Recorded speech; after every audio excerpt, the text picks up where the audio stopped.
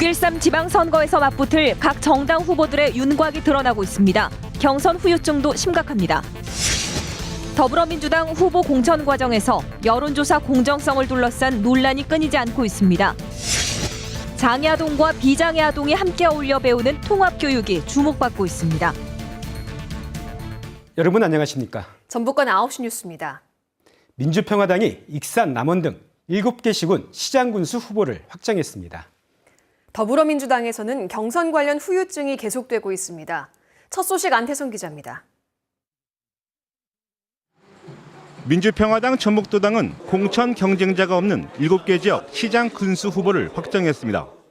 익산은 정원율 현 시장, 남원은 강동원 전 국회의원, 김제는 정성주 전 시의장을 공천했습니다. 완주는 박재환 전 도의원, 순창은 홍승채 전 서울시의원, 고창은 유기상 전 익산부시장, 부안은 김상곤 유채생산자연합회장을 공천했습니다. 경합지역인 군산과 정읍은 경선을 치르고 전주와 공천 신청자가 없는 진안, 무주, 장수, 임실 등 나머지 지역은 오는 25일까지 추가로 후보를 받기로 했습니다. 민주당 익산시장 후보로 김영배 전 도의원이 결정됐습니다. 2위와의 격차는 2.21%포인트입니다. 소송도 잇따르고 있습니다. 민주당 고창군수 경선을 앞두고 박우정 군수는 부인 갑질 논란과 관련해 허위사실 유포와 후보 비방 혐의로 경쟁 후보인 장명식 전 도의원을 고소했습니다. 이에 장 전 의원은 갑질에 대한 책임을 지고 후보직을 사퇴하라며 박 군수를 무고죄로 맞고소하겠다고 밝혔습니다.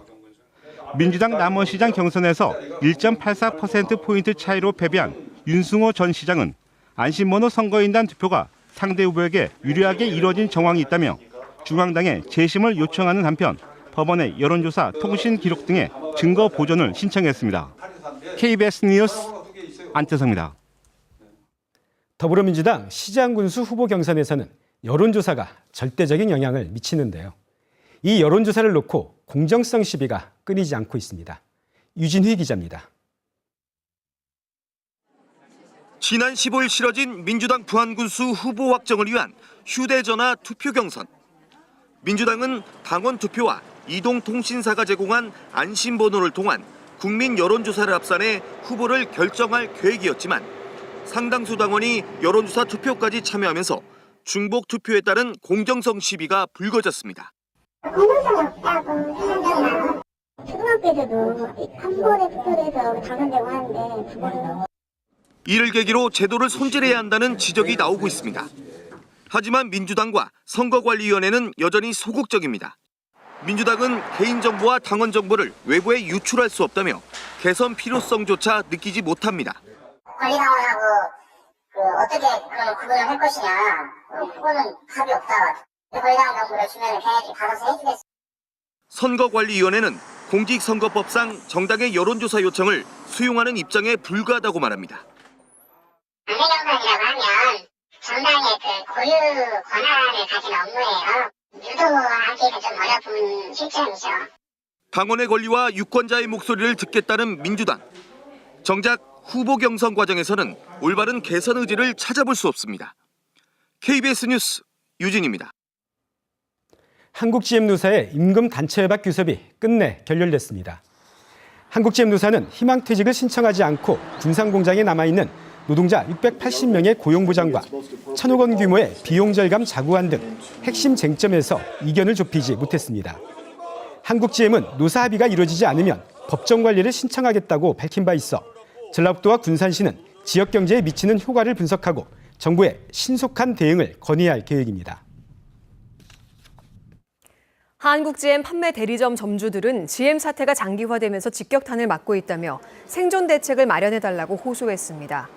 전국의 판매 대리점 305개 가운데 20개가 문을 닫고 4,000명에 달하던 영업사원도 2,000명 선으로 줄었다며 대리점에도 세금 감면과 고용 유지 등 정부 지원을 해달라고 요구했습니다. 전라북도는 국제공항 등 새만금 기반 시설을 빨리 조성할 수 있도록 관련 사업들의 예비 타당성 조사를 면제하고 사업계획 적정성 검토로 바꿔줄 것을 정부에 요청하고 있습니다. 올해부터 2020년까지 추진하는 새만금 국제공항과 철도, 무주 대구 고속도로, 국가식품 클러스터 2단계 등 14개 사업은 적어도 2, 3년이 걸리는 정부의 예비 타당성 조사를 거쳐야 합니다. 남을 배려하고 다른 사람의 아픔에 공감하는 능력, 우리 사회에 꼭 필요하지만 절대적으로 부족한 덕목이죠. 유럽에서는 장애가 있는 아이와 장애가 없는 아이가 어릴 때부터 함께 지내며 이런 배려와 공감을 배우는 통합교육이 이미 우리나라는 어떨까요? 박운 기자가 취재했습니다. 원생이 150명인 군산의 한 어린이집입니다. 이 가운데 40명은 장애아동. 하지만 친구들과 스스럼 없이 어울리며 생활합니다. 붓은 이렇게 잡는 거예요. 자, 물감 묻히고. 장애아동을 특수교육기관에 격리하지 않고 일반 아동과 함께 교육하는 공간입니다.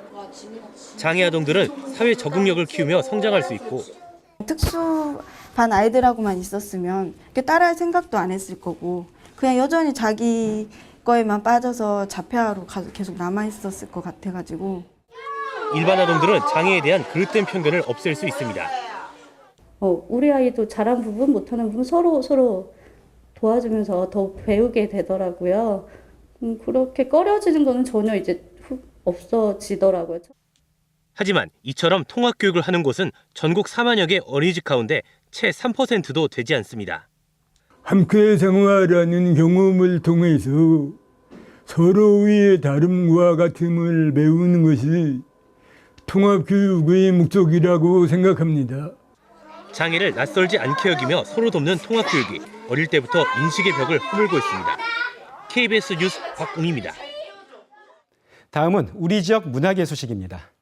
50년 넘게 지역 화단을 이끌어온 노장의 회고전과 불빛을 활용해 그림 같은 사진을 찍는 촉망받는 사진가의 전시회를 다녀왔습니다. 문화 현장 조선우 기자입니다. 꽹과리 소리가 울려 퍼지는 듯 흥겨운 농악을 담은 유화.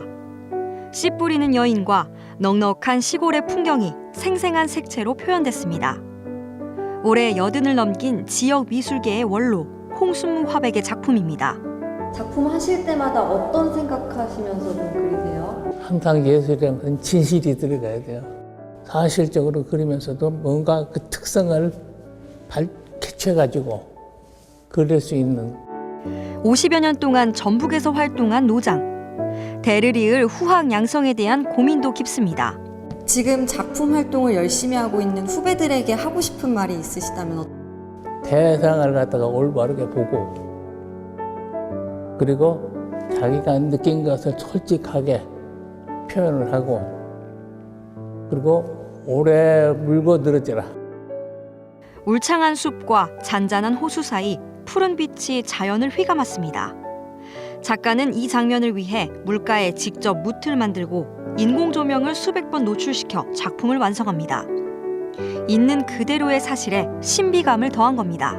또 서해안에다 심고 조명을 하나하나 만들어가는 것에서 작가도 그렇게 얘기했지만 어떤 신비로운 세계로 우리를 이끄는. 세월이 무색하리 많지 흥겹고 힘있는 유화부터 빛나는 어스름의 찰나까지 이 봄을 풍성하게 채울 전시회가 관객들을 기다립니다. KBS 뉴스 조선우입니다. 6.13 지방선거와 함께 개헌 국민투표를 치르는 데 필요한 국민투표법 개정 시한이 사흘 앞으로 다가와 지방분권 개헌이 무산될 우려가 커지고 있습니다. 정부와 여당은 개헌에 대한 국민적 공감대가 크다며 야당의 협조를 촉구하고 있지만 자유한국당 등이 드루킹 사건 국정조사와 특검 등을 요구하면서 개헌 협의를 거부해 국회가 공전되고 있습니다. 대통령 발의 개헌안은 자치재정권과 자치입법권 확대, 제2국무회의 신설 등 크게 강화된 지방분권 내용을 담고 있습니다. 김제경찰서는 소 먹이를 쓰는 볏짚을 가져간 뒤 농민들에게 약속한 돈을 주지 않은 혐의로 39살 박모 씨를 입건했습니다.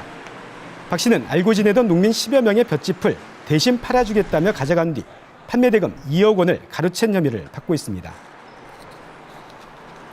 고창경찰서는 6.13 지방선거 여론조사에 개입했다는 의혹을 받고 있는 고창군 체육회 임원의 사무실과 집 등을 압수수색했습니다.